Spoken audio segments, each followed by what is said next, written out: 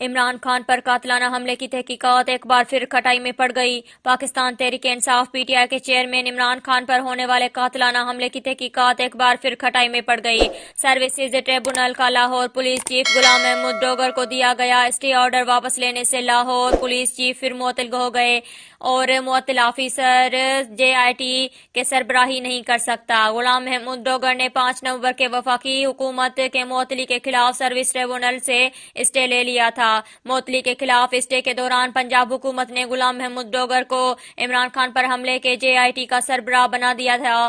Service tribunal کی جانب سے اسٹے واپس لینے سے سی سی پی لاہور کے معطلی کا نوٹیفیکیشن بحال ہو گیا ہے۔ یو جی آئی ٹی متنازع ہو گئی۔